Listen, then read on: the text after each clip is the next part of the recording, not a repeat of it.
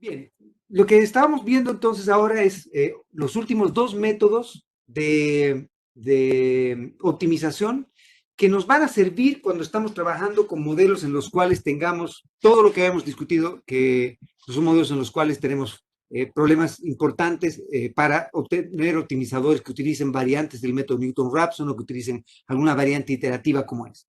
Estos métodos tienen la gracia de que nos permiten obtener eh,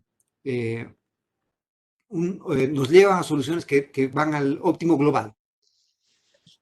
Una de ellas es la que vamos a definir con algoritmos genéticos, ¿ok?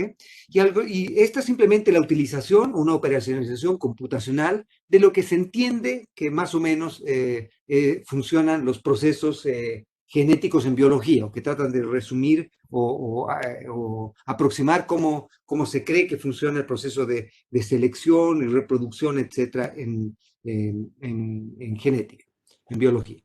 ¿Cuál es la idea entonces? La idea básica es la siguiente.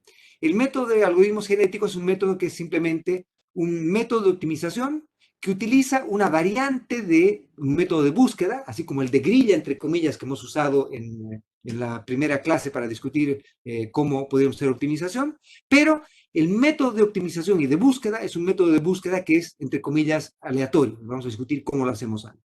Entonces, ¿cuál es la idea?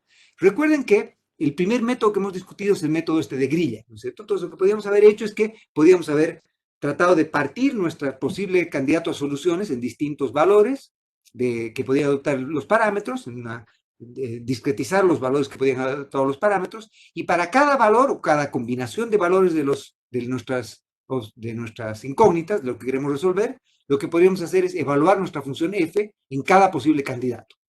Obviamente, como hemos dicho antes, esto es costoso, no solo es costoso, sino que tiene la maldición de la dimensionalidad. A medida que van aumentando la dimensión de nuestro problema, va haciéndose exponencialmente más costosa la evaluación de nuestra función f y por lo tanto más difícil poder resolver este problema de esta manera. ¿Ok? Entonces, ¿qué es lo que hacemos cuando utilizamos algoritmos genéticos?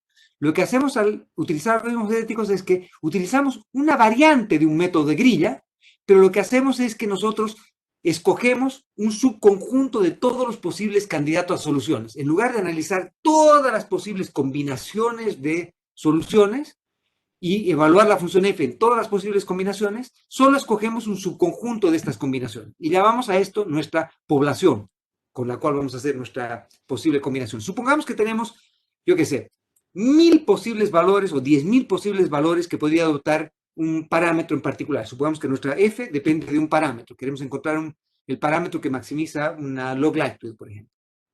Y creemos que el valor de nuestro parámetro podría estar en uno de estos 1000 valores. Entonces, una manera de hacer eso sería simplemente, y supongamos que nuestra función f no es diferenciable, lo que fuera, y hace difícil utilizar Newton-Raphson o variantes Newton-Raphson, o es tremendamente no lineal, tiene muchos máximos y mínimos. Entonces, una manera de hacer esto sería simplemente evaluar nuestra función f en cada una de las 1000 posibles soluciones y rankear la mejor de la peor y el valor que nos haga nuestra f más grande es lo que llamamos nuestra solución.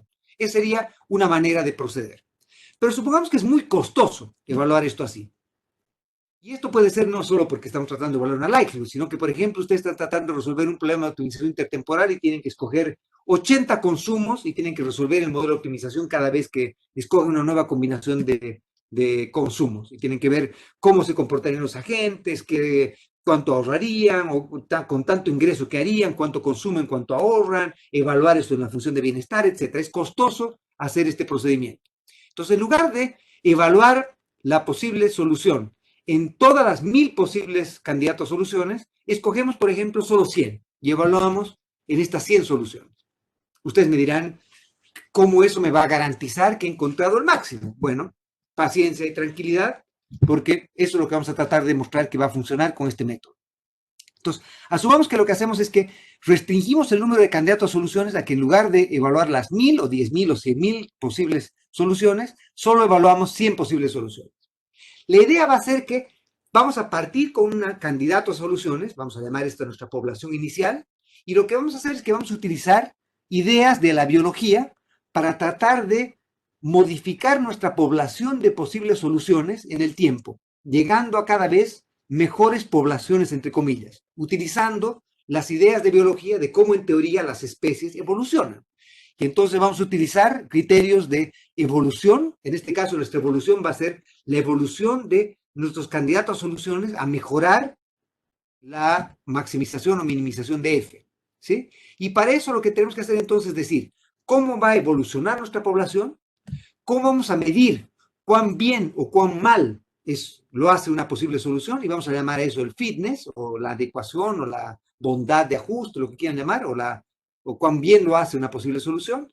Y vamos a escoger cómo seleccionamos a candidatos a soluciones para que sigan viviendo en el futuro, entre comillas, para que continúen teniendo hijos, entre comillas. Entonces, piensen en esto como si tuviesen una población de pioneros, que serían nuestros candidatos a soluciones iniciales, y lo que hacemos después es, luego de un proceso, hacemos que estos señores se conozcan, se enamoren, se casen y tengan hijos. Y que estos hijos después sean los candidatos a posibles soluciones.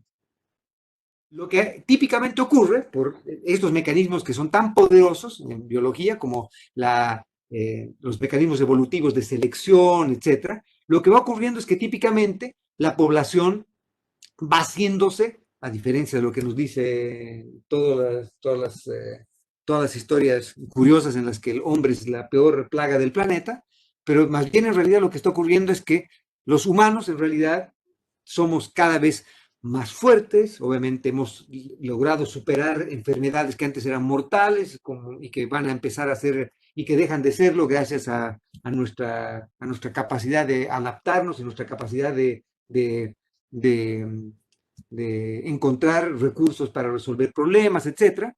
Y lo que va ocurriendo entonces es que en general las poblaciones son cada vez más altas, cada vez más fuertes, cada vez más nutridas, cada vez mejores, entre comillas. Y eso ocurre por estos mecanismos de evolución, fitness, selección, etc. Lo mismo es lo que estamos asumiendo que ocurre acá. Entonces, obviamente, yo sé que somos suficientemente grandes como para que esta discusión que estamos teniendo no vaya a caer dentro de discusiones más raras yo qué sé, que queramos llevar esto a extremos curiosos, digamos, como en algunos momentos han tratado de llevar. Pero lo que estoy tratando de decir es que vamos a tratar de utilizar este tipo de mecanismos para tratar de encontrar soluciones a estos problemas. Y una gracia de esto es que nos promete llegar al Edén, este método. Este método nos entrega optimizadores globales. Este método nos garantiza que vamos a llegar a un máximo global independientemente de cuán horriblemente complejo sea el problema que queremos optimizar. ¿Ok? Lo que voy a hacer entonces, voy a mostrarles un método de solución utilizando algoritmos genéticos, no el método, porque obviamente hay libros escritos de esto con chorrocientas mil variantes de cómo podríamos adaptar métodos de algoritmos genéticos para encontrar soluciones. Lo que voy a hacer es mostrarles un método que es razonablemente popular y relativamente el más utilizado, pero no es el único método. Hay journals completos que se dedican a intentar encontrar métodos distintos para encontrar este problema. ¿Ok? Entonces, vamos a partir simplemente con esta idea. ¿Ok? Vamos a asumir que existen, por ejemplo, los posibles candidatos a soluciones los vamos a representar en términos de códigos binarios. Si recuerdan, el código binario son números representables en 0 y 1, ¿no es cierto? Entonces, yo que sé, por ejemplo, si es que tenemos una representación de 2 bits, eso quiere decir que vamos a tener una representación de 2 dígitos, de 2 combinaciones de 0 y 1. Y esas 2 combinaciones me llevan a, por ejemplo, que tengamos el 00, 01, 10 o 11. ¿No es cierto? Y esas son todas las posibles combinaciones de 0 1 representables en números de 2 bits. ¿Sí? Y en ese caso, por ejemplo, si yo quisiese representar las posibles soluciones en números de 2 bits nada más, entonces lo que voy a tener es 2 al cuadrado posibles soluciones, que serían 4. Si es que obviamente yo quisiera hacer esto más razonable, entonces me gustaría tener un número relativamente grande de posibles soluciones. Entonces, por ejemplo, si yo decido representar el número de posibles soluciones en números de 2 a la 14 bits, es decir, números representables en 14 bits, en 14 celdas de ceros y unos, yo voy a poder representar 16.384 posibles soluciones. Y así sucesivamente, ¿no es cierto? Entonces, si yo tengo 16.384 posibles soluciones, eso yo estoy asumiendo que está razonablemente, de una manera relativamente fina, está aproximando la complejidad de posibles soluciones al problema. Recuerden que esto de posibles soluciones quiere decir que, por ejemplo, si yo tengo 2 a la 14 posibles soluciones o 16.384 posibles soluciones, cada solución es un vector de X para solucionar el problema. ¿Me está siguiendo? Entonces, por ejemplo, si yo tengo que encontrar estimadores de los parámetros beta 1, beta 2, beta 3 y beta 4, una posible solución de las 16.384 es, por ejemplo, que beta 1 vale 8, beta 2 vale menos 4, beta 3 vale 5 y beta 4 vale menos 3.863. Y así sucesivamente. Entonces, cada posible solución me entrega un vector de soluciones para mi problema. ¿Todos me siguen? Y entonces, lo que yo voy a decir es, por ejemplo, la solución 8 se representa por el número 0,00010, por decir algo. ¿Ya? Y entonces acá tengo, bueno, acá no sé si lo ven, pero acá tengo un número que es, inventemos, es, por ejemplo, el número 4.553. Entonces lo que yo tengo que hacer es, yo tengo que poder decir el número 4.553, representable como un número en binario, con 14 bits, es en X, traducido a X, es beta 1 vale 8, beta 2 vale menos 24, beta 3 vale 56 y beta 4 vale 87. Entonces, cada posible X, cada posible solución de X, lo colocaremos como un vector fila si quieren. Entonces, cada posible solución de X, que es un vector fila, entonces el vector fila 1 es la solución 1, que lo represento como 0, 0. La solución 2 la represento como 0, 1, o 0, 0, 0, 0, 0, 0, 0, 0. La solución 2 es la 0, 0, 0, 0, 0, 0, 1. La solución 3 es la 0, 0, 0, 0, 0, 0, 0, 1, 0. La solución 4 es 0, 0, 0, 0, 0, 0, 0, 0, 1, 1. La solución 5 es 0, 0, 0, 0, 0, 0, 0, 1, 0, 0. Y así sucesivamente. ¿Me siguen? Entonces, para cada posible solución, tengo la solución 8, está el vector de X, y eso en binario se representa de este modo con un número en 14 bits. ¿Todos de acuerdo? Bien. Entonces, ¿cuál sería la manera costosa de resolver el problema? La manera costosa de resolver el problema sería agarrar y evaluar F en cada una de las posibles 16.384 soluciones. Y con eso tengo 16.384 posibles soluciones y encuentro cuál es la X que hace que este F sea el más chico posible y esa sería mi solución. Esa sería la solución a la bruta, en la que trato de hacer esto.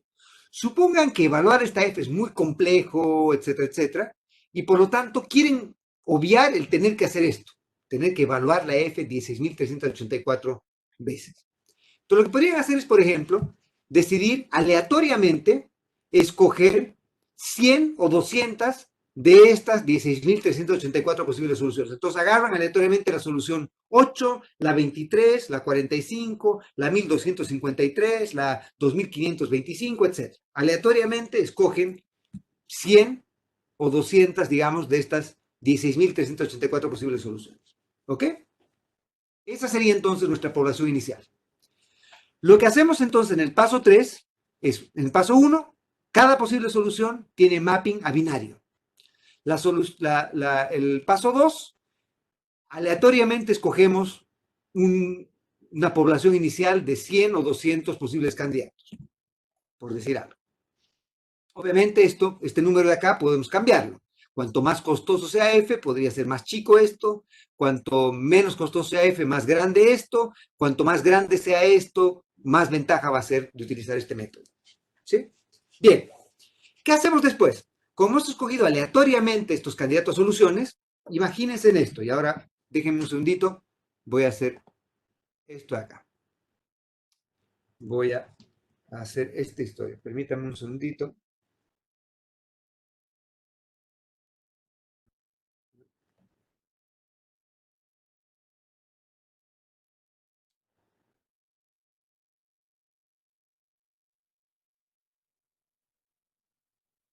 Ya, déjenme un segundo.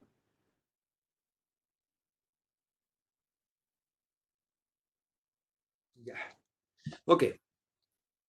Entonces, para que vean que no van a poder separarse de mi horrible letra. Entonces, esta es la idea, ¿ya? Esta es la idea. Supongamos que la f es así de feita, ¿ok? Y estamos buscando un mínimo, el mínimo está acá, ¿sí? Lo que hacemos entonces, si hicimos grilla, es que...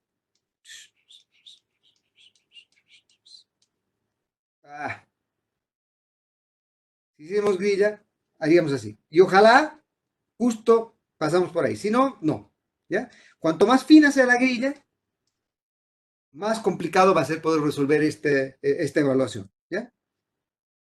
Lo que hacemos entonces con el método es que escogemos una población inicial. Digamos que escogemos esta posible solución, esta posible solución, esta posible solución, esta posible solución. Entonces, acá están los X, acá está nuestra F, ¿sí? ¿Me están siguiendo todos? Alguien diga sí. Ya. Entonces, lo que hemos hecho es que tal vez acá, vean que estos son los únicos que hemos cogido como posibles soluciones, ¿no es cierto? Ninguna es una solución particularmente buena. ¿Ya?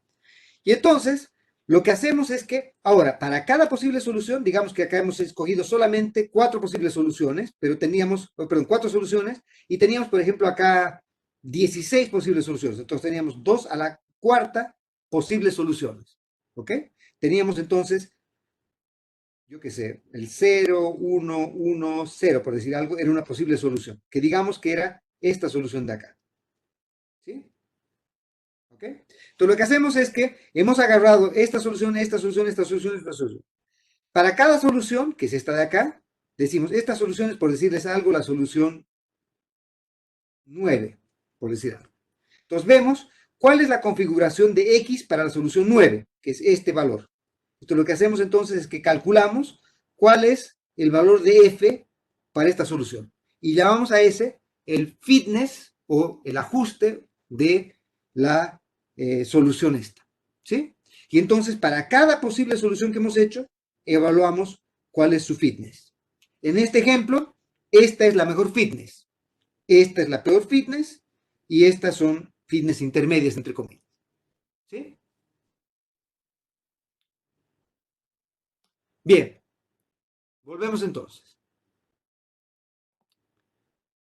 Para cada posible solución, entonces, para cada posible solución la traducimos a binario, evaluamos nuestra función f y con eso encontramos el fitness de cada posible solución.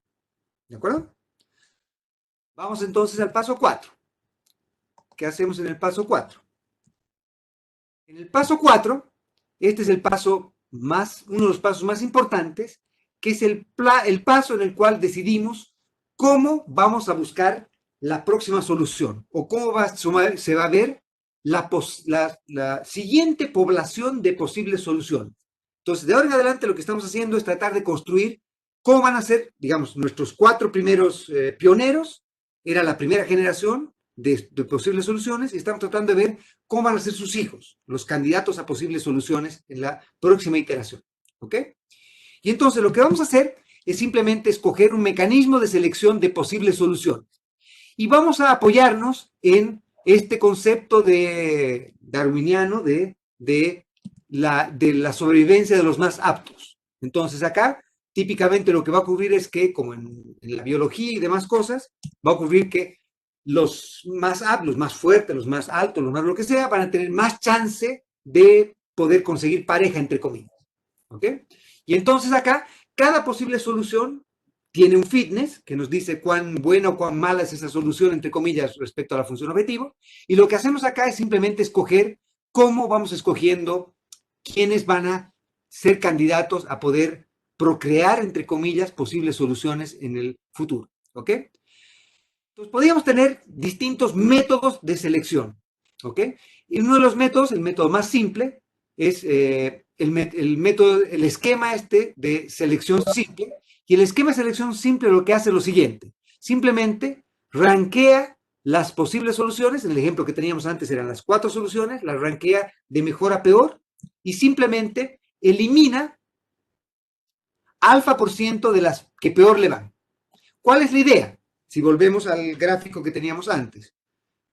La idea es que, si se acuerdan o se imaginan, la solución, la peor solución que teníamos antes, se asume que va a estar rodeada, o si procrea, va a procrear soluciones que van a estar cercanas a donde estaba esa solución y por lo tanto va a estar en un mal barrio de soluciones, entre comillas. Y por lo tanto, típicamente no va a entregar, no va a ser un área en la que vale la pena explorar soluciones.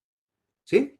Por lo tanto, este alfa por ciento lo eliminamos. Por ejemplo, en este ejemplo decimos, eliminamos el 25%. Entonces, la peor de las soluciones la eliminamos.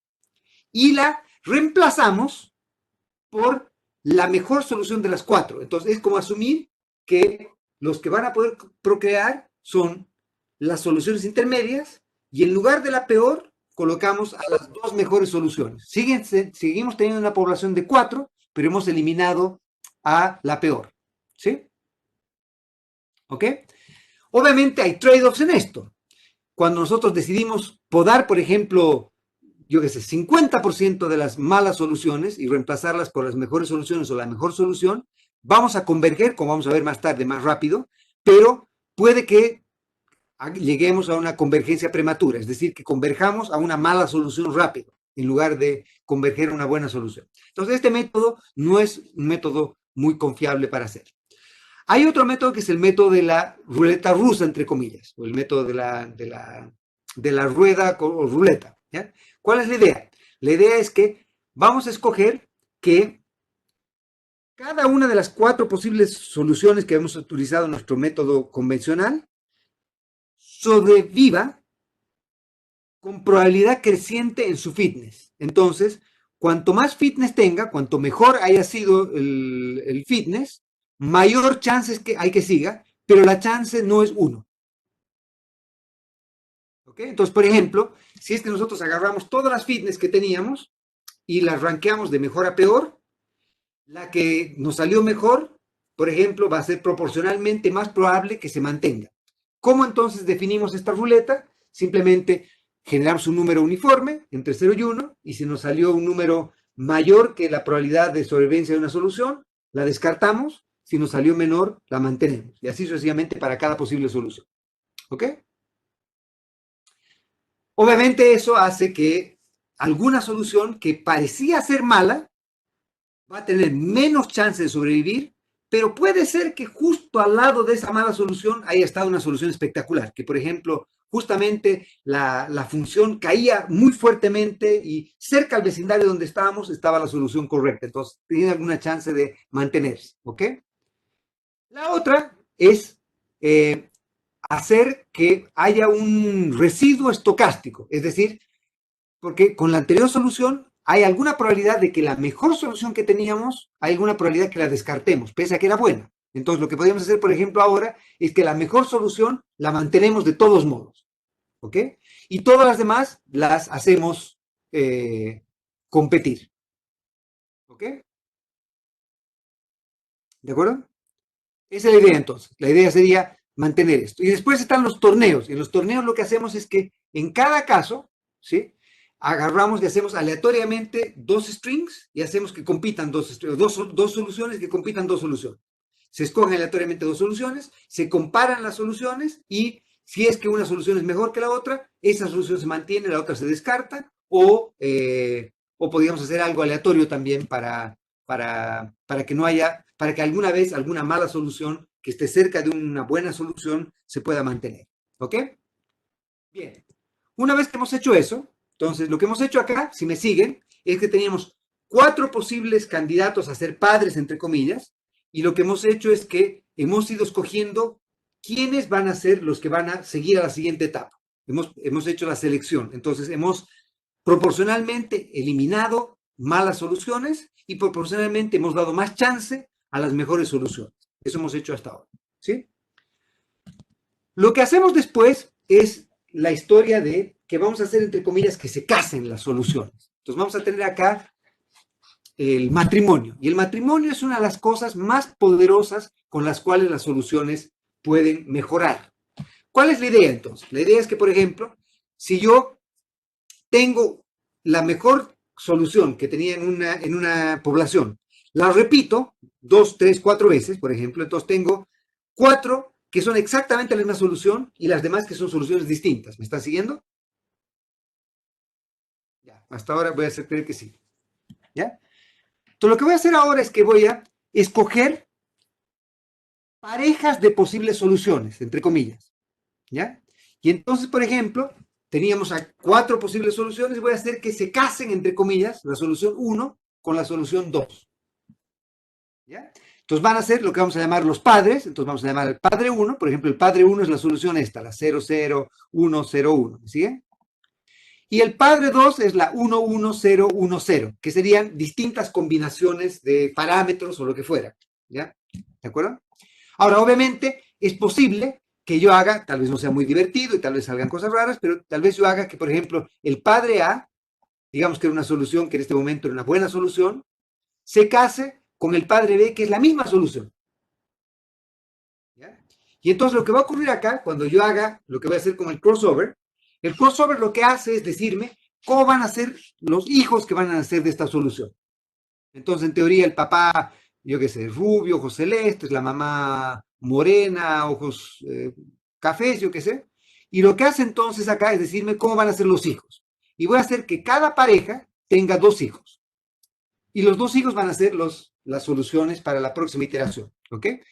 Y lo que voy a hacer entonces es que, si ustedes ven que típicamente lo que ocurre, es que, yo qué sé, papá determinadas características, mamá determinadas características, y lo que va a ocurrir es que los hijos adoptan ciertas características del padre, ciertas características de la madre, y por lo tanto no son exactamente iguales ni al padre ni a la madre, son una combinación del padre y la madre.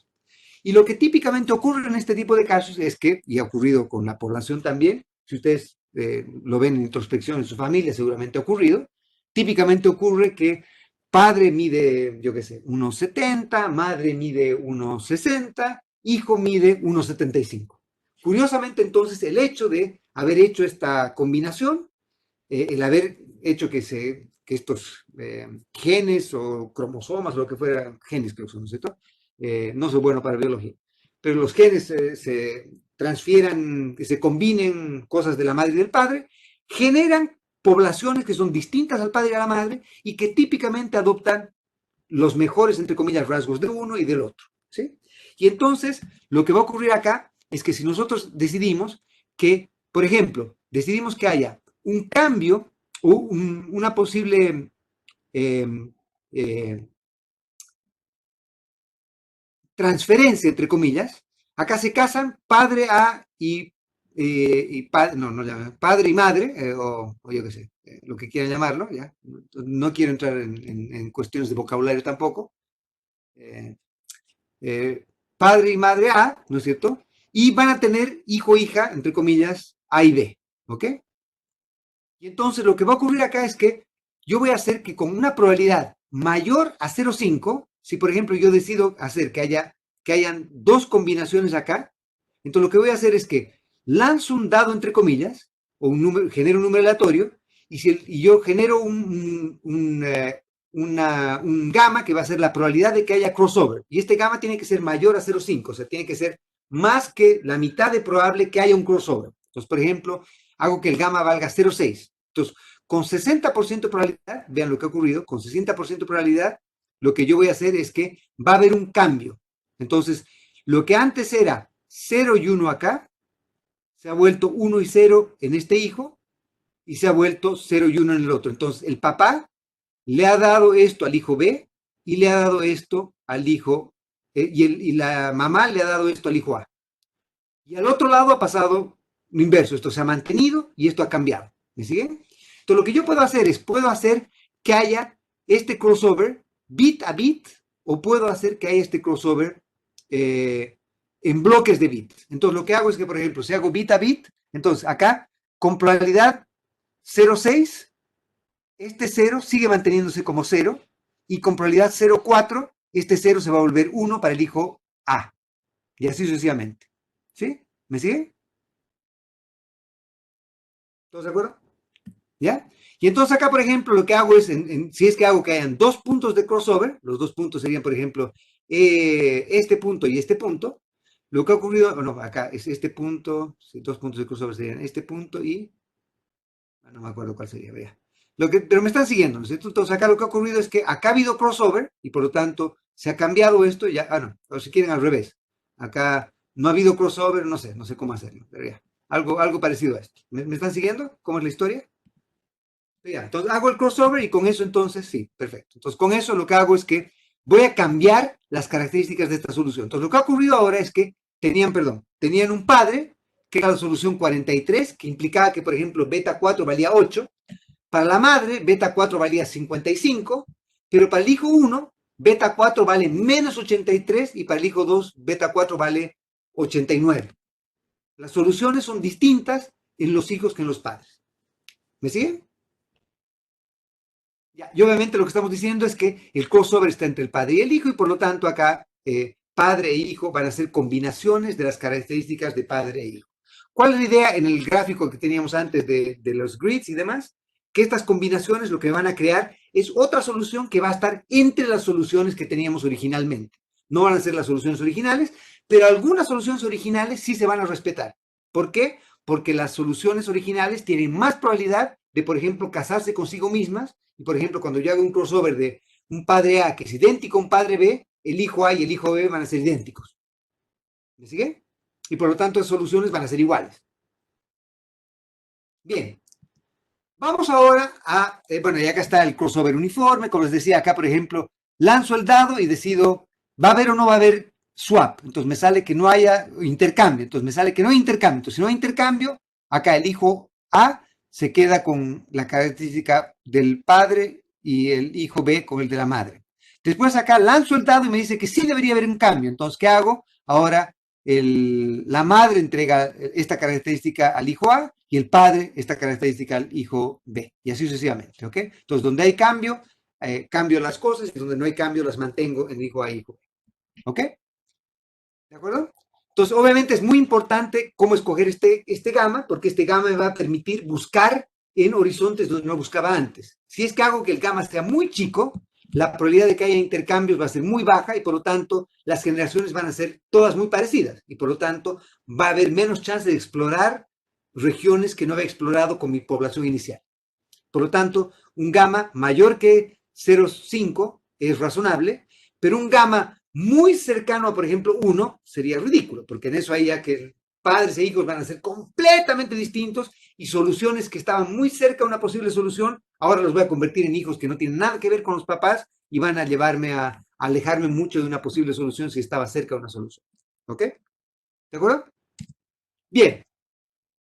Una vez que he hecho eso, todavía no defino quiénes son los que vienen acá, sino que va a haber un último caso, que es este de las mutaciones.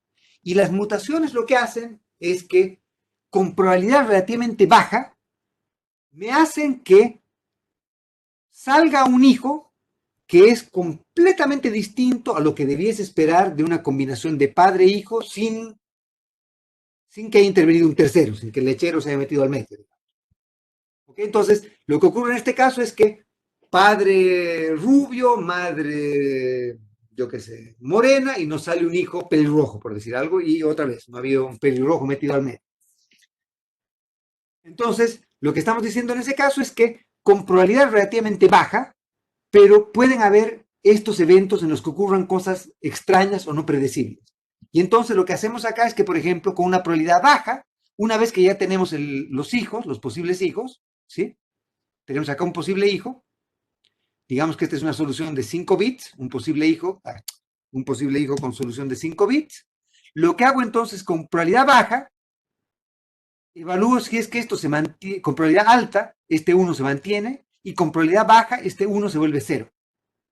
Y entonces lo que va a ocurrir acá es que un hijo que sale de dos padres, que están cerca de una posible solución, por suerte o por mala suerte, me puede salir alguien que es muy parecido a los papás, pero algo distinto a los papás, en algo distinto. Y ese algo distinto puede ser que justamente lleve un área divertida, entre comillas. La probabilidad de explorar esa área divertida debería ser baja, o sea, no hago mutaciones muy seguido, no tengo X-Man todo el tiempo, o sea, no salen cosas raras todo el rato, sino que la mutación es poco frecuente, pero la mutación existe. Entonces escojo, por ejemplo, una mutación de, yo qué sé, 5%, 1%, 2%, y con eso permito que con baja probabilidad exploro soluciones antes no exploradas. Una vez que he hecho eso, entonces, ya tengo de un conjunto de posibles soluciones, genero los hijos mutados. Y esos hijos mutados van a ser mi segunda generación. ¿Ok? Lo que hago después entonces es calcular lo que en la literatura esta de algoritmos genéticos llaman sesgo. Y el sesgo es simplemente calcular cuán heterogéneas son las soluciones de la generación 2 a los de las soluciones de la generación 1. Y la manera de calcular eso es simplemente yendo bit a bit, viendo, digamos, en el bit 1, cuántos ceros hay. En el bit 2, cuántos ceros hay. En el bit 3, cuántos ceros hay, etc. Si todos los bits son ceros en la solución 1, todos son 1 en la solución, perdón, en el bit 2, y así sucesivamente, quiere decir que todos los padres son iguales a los hijos, que sería el caso en el que hemos convergido a una única solución. No sé si me están siguiendo. Lo que hace esto con la selección, con los métodos que hemos discutido antes, ¿no es cierto? La selección, los métodos de la selección, el crossover. La selección escoge los mejores. El crossover escoge combinaciones de mejores. Y la mutación lo que hace es darnos la chance de que algo exótico sea una posible solución. Si es relativamente bajo, lo que va a ocurrir es que cada vez los mejores van a ir sobreviviendo, los peores van a ir saliendo, los mejores van a tener iguales o mejores soluciones y cada vez las mejores soluciones van a ir sobreviviendo. Y por lo tanto, la población va a ir haciéndose cada vez más homogénea hacia la región de mejores soluciones. Y al final del día lo que debiese ocurrir es que debiésemos ir convergiendo hacia que todas, entre comillas, las soluciones acaben en una sola, o sea, que padres sean iguales a hijos, todos iguales. Y ese sería el caso en el que tengo 100% de que padres son iguales a hijos y por lo tanto sería el caso en el que hay cero sesgo, entre comillas, ¿sí? O 100% de match. Entonces lo que hago acá es escoger un criterio de tolerancia o convergencia, que es decirme, cuando la población en la iteración K se parecen tanto a la población de iteración K-1, entonces paro y me quedo como solución en la solución que me hace mayor o el que tiene el mejor fitness. Y con eso acabo la solución. ¿Ok? ¿De acuerdo? Y entonces, esa es básicamente la idea. La idea es entonces que, por ejemplo, si llega un bias del 95%, entonces quiere decir que la población a la que he llegado es básicamente muy parecida, 95% es muy parecida y tengo algunos señores que son relativamente disímiles, pero lo que debería ocurrir es que esos 95 señores muy parecidos debiesen ser las mejores soluciones, o sea, la mejor solución, y me quedo con esa como solución. Si es que no tengo eso, entonces sigo iterando y vuelvo a lo que hemos hecho antes de ir a los pasos anteriores, ¿no es cierto? O sea, vuelvo a hacer selección, vuelvo a hacer crossover, vuelvo a hacer mutación, vuelvo a escoger fitness y así sucesivamente hasta escoger una nueva posible solución. ¿De acuerdo? Esa es básicamente la idea. ¿Ok? ¿Qué podríamos hacer? Bueno, una cosa que podríamos hacer si, por ejemplo, yo puedo resolver este modelo para distintas posibles soluciones, es que en lugar de hacer los fitness y demás cosas, una cosa que podría hacer es partir con una solución, ¿sí? Para cada una de esas soluciones, de esas 100 posibles soluciones de esa generación, utilizo métodos estándares de optimización. Cada una de esas soluciones la tomo como una condición inicial. A esa posible solución la llevo a que encuentre un fitness. Utilizo cada condición inicial para hacer un algoritmo con Newton Raphson o algo parecido para optimizar esa condición inicial y utilizo esas soluciones como padres para que hagan otra vez este cortejeo, se casen, otras posibles soluciones y vuelvo a hacer esto, ¿no es cierto? La ventaja de este método es que obviamente tiene la gracia de que nos permite resolver más rápidamente este problema. La desventaja de este método es que obviamente puede tener el problema de que nuestra F sea lo suficientemente compleja, no diferenciable, etc. Si podemos combinar estos métodos, puede ser que nos sirva para resolver estos problemas así. ¿Ok? ¿Estamos? ¿Todos de acuerdo? Profe, Sí. Una consulta. El emparejamiento entre padres implica que solo tienen una pareja. Ah, el padre A no se casa con B y con C, sino que yo elijo solamente una pareja para él. Sí, sí, pero recuerda que por selección, lo que ha ocurrido es que una solución que era buena, la hemos copiado varias veces. Entonces, en el fondo es como si esa solución fuese un bígamo, entre comillas, o más de una vez, o sea, puede casarse muchas veces una solución. A veces se va a casar consigo misma, otra vez se va a casar con otra solución. Pero esa solución, que es idéntica genéticamente, entre comillas, va a tener más chances de procrear. Si me sigues. ¿Aló? Sí, sí, entiendo. ¿Sí? Gracias. Esa Sí. es la idea. Entonces, obviamente, lo que tú haces, si tenías 50 soluciones, vas a hacer que esas 50 soluciones o 50 padres van a tener 50 hijos. Y haces que se emparejen de ese modo. Pero ya vas a haber garantizado que la mejor solución tiene varias chances de casarse. Y algunas de esas chances van a ser, aunque suene horrible, de casarse consigo mismo. ¿Sí? ¿Todos de acuerdo? ¿De acuerdo? Sí. Bien.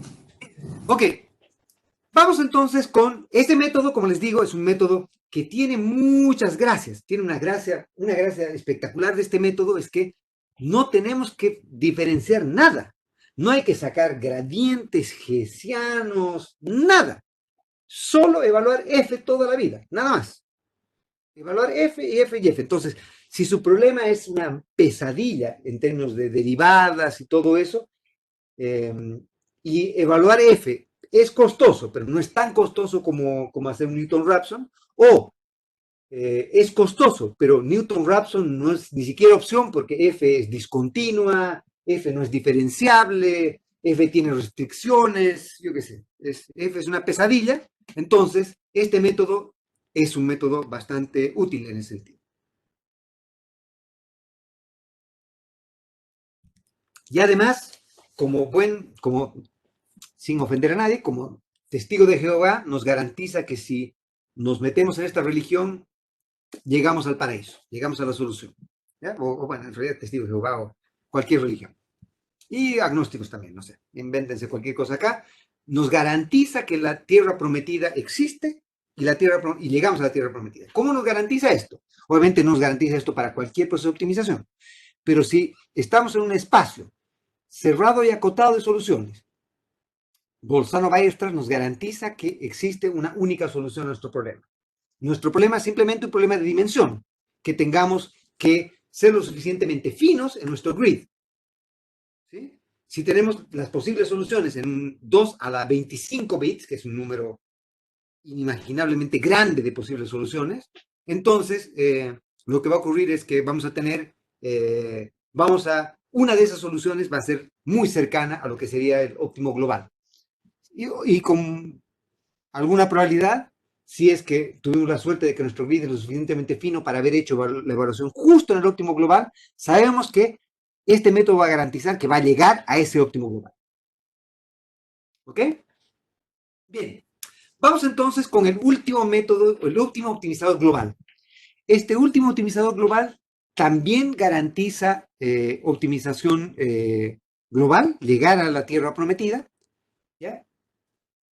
Y lo que hace es simplemente utilizar esta función objetivo f, que queremos minimizar, para crear una cadena de Markov no homogénea. Lo que vamos a hacer, si recuerdan las cadenas de Markov, es la probabilidad de quedarnos en un estado condicional, estar en un estado, o irnos a otro estado condicional a haber estado en ese estado. Entonces, lo que vamos a hacer ahora es quedar estas cadenas de Markov. Y la cadena de Markov va a ser quedarnos en una solución que teníamos como nuestro tincazo solución o irnos a otra solución. ¿Ok? Esa es básicamente la cadena de Markov que vamos a crear. Y asintóticamente converge a el mínimo también. Entonces, asintóticamente esto nos garantiza un mínimo global. ¿Cuál es la idea? Y este annealing, si ustedes, anneal es simplemente el hecho de fundir, y esto sale para variar, muchas de estas soluciones salen de la literatura de la física, y vamos a ver que hasta la terminología la hemos utilizado acá, y vamos a discutir de temperatura acá. y la temperatura va a ser la que nos va a determinar si es caliente o frío. Esto es como fundir metales y ir encontrando soluciones de esta fluidez, entre comillas, ¿ya? Para variar, yo era razonablemente competente en física en colegio, detestaba biología, o sea que pero me gusta más algoritmos genéticos que este método. Pero vamos a ver, este método tiene su gracia. Veamos cómo es Simulated Annealing. La idea es básicamente la siguiente. Partimos con un guess, ¿ok? Y lo que hacemos a este guess es que este guess lo perturbamos. Esto se parece un poco a lo que habíamos hecho antes con el método de, si se acuerdan, el método de el gradiente estocástico, ¿se acuerdan? Que era que perturbábamos un poco a la función objetivo, si se acuerdan. Perturbábamos un poco a la función objetivo para tratar de explorar tierras no exploradas en el método S. Lo que hacemos acá es, en lugar de perturbar la función objetivo, perturbamos a la posible solución. Entonces, por ejemplo, acá tenemos un vector de 8 posibles valores de beta, por ejemplo, o de consumos, lo que quiera, que es un candidato a solución. Y lo que hacemos es que choqueamos esto con pequeñas perturbaciones centradas en cero. Entonces, el valor esperado de cada una de estas cosas es cero. Entonces, por ejemplo, el beta 1 era 1.4 y generamos un número chico que nos sale que el nuevo beta es 1.42. Y otra, el beta era 0.8 y ahora va a ser 0.774, por decir algo. Entonces, cada uno de los componentes de X, del vector X, va a ir cambiando por una fracción chica. Y a ese vector resultante lo llamamos el vector Y.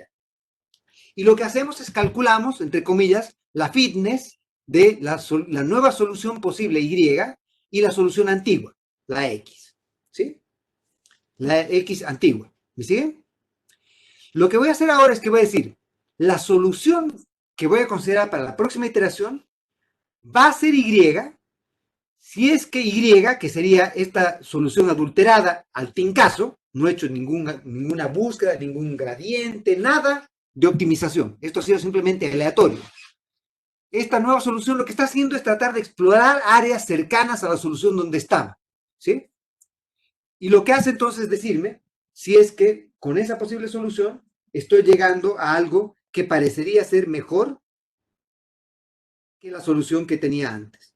Entonces déjeme tratar de ver si es que podemos compartir esto de acá.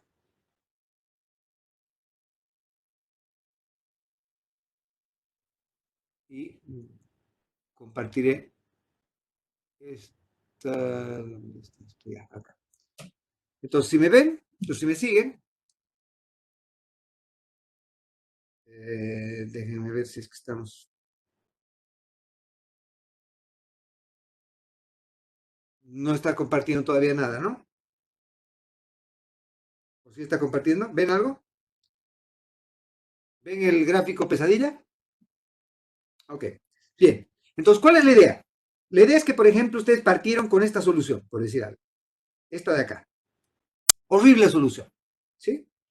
Y lo que han hecho entonces es que ahora, aleatoriamente, esta era la solución que estaba aquí, aleatoriamente han generado un numerito distinto. Entonces, esta solución se ha vuelto, por ejemplo, esto se ha venido por este lado, o se ha vuelto esto, se ha venido por este lado. Le han hecho un cambio chico a la solución y se ha venido aquí. ¿Ven? Entonces, si se ha venido aquí, la solución venida acá es mejor que la solución acá. ¿Están de acuerdo? Porque queremos minimizar la función. Por lo tanto, todo lo que va a hacer es que, si es que al haber hecho este cambio chico de venir acá, he venido acá y he tenido mejor solución acá, entonces mi nueva iteración va a partir aquí. Con probabilidad 1, si es que la adulteración de mi tincazo es mejor, me quedo para la próxima iteración con el tincazo. ¿Sí? Y si es que la iteración me sale, o perdón, si es que la adulteración me sale algo peor, que digamos que me salió algo peor, inventemos que es algo así, ¿ya? Entonces la solución a la que he llegado era esta. O perdón, esta es la solución inicial. El tincazo peor está aquí. Y el tincazo mejor está aquí.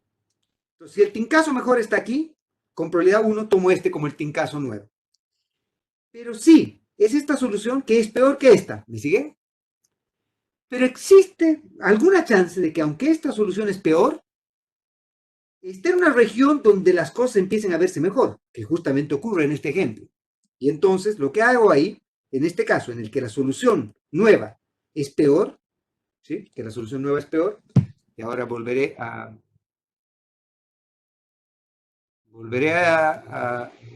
la otra cosa. Si la solución propuesta es peor, si la solución propuesta es peor, que sería este caso, la solución propuesta es peor porque queremos minimizar f. La solución propuesta es peor que esta. Con cierta probabilidad, yo de todos modos me quedo con la peor solución. ¿Vean? La próxima iteración, en esta primera parte, esta parte de acá, la primera parte de acá, me quedo con la peor solución, pese a que sé que es peor. Y con una probabilidad 1 menos p, me quedo con la solución que era mejor. Que era mejor. ¿De acuerdo? Ahora, ¿cómo me quedo con una solución que es peor? Me quedo con una solución que es peor con una probabilidad inversamente proporcional a cuán peor es respecto a la otra. Y por eso esta T sub K es lo que llamamos la temperatura. Y esta temperatura lo que hace justamente es decirme cuán probable es que, aunque yo tenga una solución que aparentemente es peor, cuán probable es que me quede con la solución peor. Y lo que debiese ocurrir es que a un principio, como yo quiero explorar el mundo, yo no estoy seguro de cómo es la forma de la función, me gustaría que cuando yo parto, este t, ¿sí?, sea relativamente grande. Si este t es relativamente grande, como está en el denominador, esto va a ser relativamente chico. Y como esto es relativamente chico y esto es negativo, esta probabilidad va a ser relativamente grande, entre comillas. ¿Sí? Y entonces lo que estoy diciendo es que en un principio yo parto con un t sub k grande y con este k es la iteración en la que estoy. Entonces parto en la iteración 0, t sub k vale 0. ¿Sí? T sub 0 vale 0. Perdón, t sub 0 vale t sub 0. Y lo que voy haciendo es que a medida que voy aumentando el número de iteraciones, pero no linealmente, sino con una progresión logarítmica, lo que voy haciendo es que voy achicando esta temperatura. ¿Sí? Y al achicar esta temperatura, voy haciendo menos probable que me quede con la peor solución en la próxima iteración. Porque a un principio me gusta ser aventurero, me gusta explorar, me gusta buscar en lugares en los que tal vez hay una solución, pese a que me diría que ese lugar no es un lugar razonable. Pero a medida que voy avanzando, voy encontrando soluciones razonables, sería bastante tonto empezar a irme a buscar por otras partes. Entonces, obviamente lo que haría en este método es parto con un guess, con ese guess voy buscando soluciones y voy iterando hasta converger. ¿De acuerdo? ¿Sí?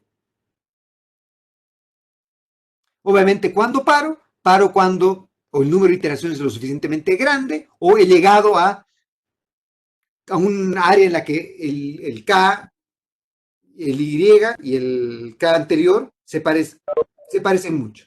¿Sí? Y ahí la solución y el fitness es muy parecido. Entonces la probabilidad va acercándose a cero y por lo tanto he llegado a la solución que estaba buscando. ¿Sí? ¿Ok?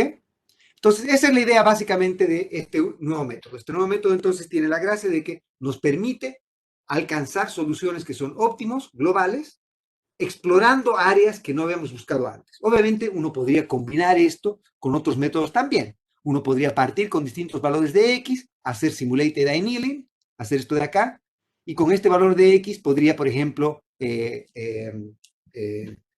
volverme a algoritmos genéticos y hacer un híbrido de esto más, o sea, meter simulated annealing con algoritmos genéticos. Y en todos estos casos tengo la gracia de que, si se dan cuenta acá, todo esto me permite resolver el problema de optimización sin evaluar derivadas de f. Entonces, f podría ni siquiera ser diferenciable.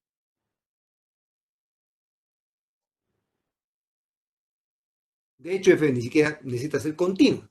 Lo único que necesito asegurarme es que las x en las que estoy haciendo la evaluación están en el espacio de continuidad de la función f. ¿No es cierto? Si esta solución es admisible. Si no es admisible, la descarto y busco genero una nueva solución y así sucesivamente. ¿De acuerdo? Entonces, la gracia de todos estos modelos es que nos permiten llegar a la tierra prometida utilizando este tipo de métodos. ¿Ok? Bien, déjenme entonces resumir esto simplemente con que la optimización obviamente es la operación más importante que utilizamos en la economía para nuestros análisis, ¿sí? Si es que podemos tener problemas que tengan dimensiones pequeñas y que sean suficientemente suaves y además no restringidos, van a poder ser fácilmente resueltos con el algoritmo más simple de todos, que obviamente tiene sus complejidades, que sería Newton o variantes Newton-Raphson, en los que necesito dar información respecto a pendiente y curvatura, pero obviamente si es que tengo problemas en los cuales la función es lo suficientemente suave, podría utilizar algunas cosas para tratar de minimizar el tiempo de búsqueda, perdón, el tiempo o problemas computacionales, economizando, por ejemplo, el calcular hessianos, utilizando una variante de Davidson-Fletcher-Powell o algo parecido, que sería aproximar por simplemente derivadas numéricas la derivada de esto.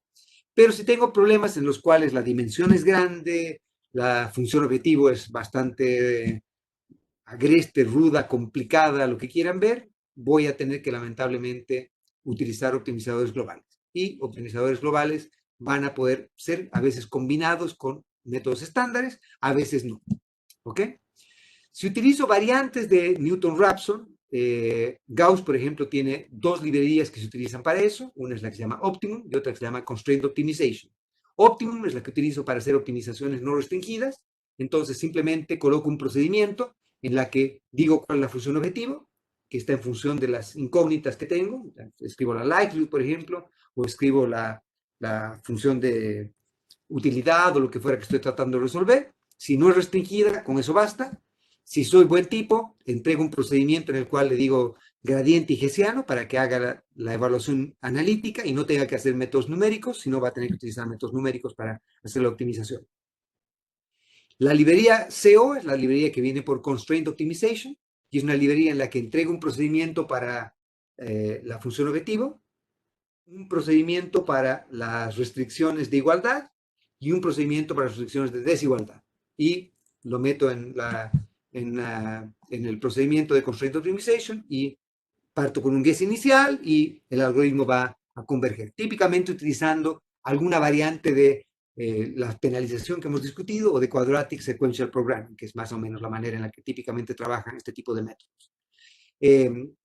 MATLAB trabaja con típicamente el procedimiento que se llama el fmin, y en el fmin lo que ustedes hacen es colocan como argumento la función objetivo, que tiene que ser un procedimiento, una función, que tienen que haber creado un mfile, donde está la función objetivo, y otros mfiles donde están las restricciones de igualdad, otros las restricciones de desigualdad, y con eso hacen la optimización utilizando fmin.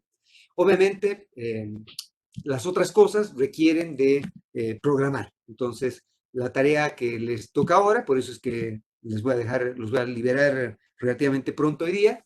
Hoy día dedíquense a empezar a trabajar en la tarea 2. La tarea 2 ya la he subido y la tarea 2 es simplemente que hagan lo mismo que en la tarea 1 con,